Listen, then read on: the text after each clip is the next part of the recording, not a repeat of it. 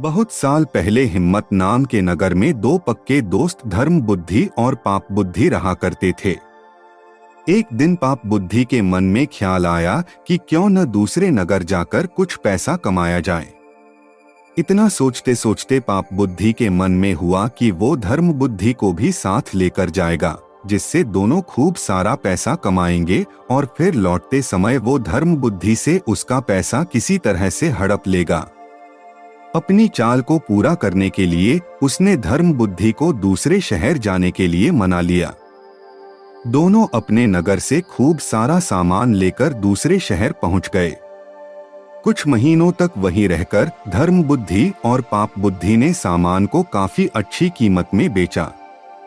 जब दोनों ने अच्छी खासी रकम इकट्ठा कर ली तो दोनों एक दिन अपने नगर की ओर लौटने लगे। पाप बुद्धि अपने दोस्त धर्म बुद्धि को जंगल के रास्ते से लेकर आया। रास्ते पर चलते चलते पाप बुद्धि ने धर्म बुद्धि से कहा, मित्र देखो, अगर हम अपने नगर इतना सारा धन लेकर जाते हैं तो समस्या हो सकती है। चोर इसे चुरा सकते हैं, लोग हमसे जलन का भाव रखने लगेंगे और कुछ उधार भी मांग लेंगे। ऐसे में बेहतर होगा कि हम आधा धन इसी जंगल में छिपा देते हैं। धर्म बुद्धि ने पाप बुद्धि की बातों पर यकीन करके धन को छुपाने के लिए हाँ कर दी। पाप बुद्धि ने गड्ढा खोदकर धन को जंगल में एक पेड़ के पास छिपा दिया।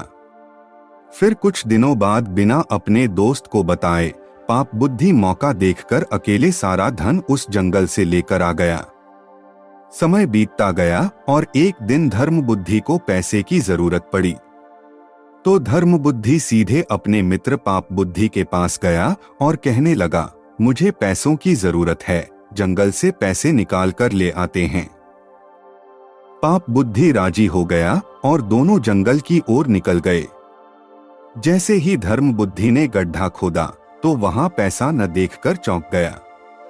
इतने में ही पाप बुद्धि ने शोर मचाना शुरू कर दिया और धर्म बुद्धि पर चोरी का आरोप लगाया। वो हल्ला होने के बाद पाप बुद्धि न्यायालय पहुंचा। न्यायाधीश ने सारा मामला सुना तो सच्चाई का पता लगाने के लिए अपनी दिव्य शक्ति से परीक्षा लेने का निर्णय लिया। इसके बाद न्यायाधीश ने दोनों को आग में हाथ डालने का आदेश दिया।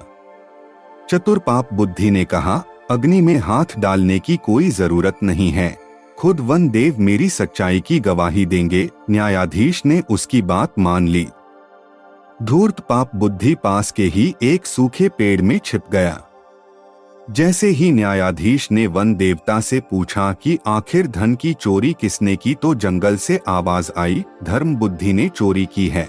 इतना सुनते ही धर्म बुद्धि ने जिस पेड़ की तरफ से आवाज आई उसी पेड़ को आग के हवाले कर दिया। आग लगते ही पेड़ से चिल्लाते हुए पाप बुद्धि बाहर निकला और झुलसी हालात में सारा सच बयां कर दिया। सच्चाई का पता चलते ही न्यायाधीश ने पाप बुद्धि को फांसी की सजा सुना दी और धर्म बुद्धि को उसके पैसे दिलवा दिए। दोस्तों, इस कहानी से हमें ये सीख मिलती है कि दूसरे के लिए बुरा सोचने वाले के साथ बुरा ही होता है। Moral stories in Hindi podcast को सुनते रहिए और अपने दोस्तों के साथ शेयर करना भी मत भूलिए। मिलते हैं अगली कहानी में, तब तक अपना और अपनों का ख्याल रखें। धन्यवाद।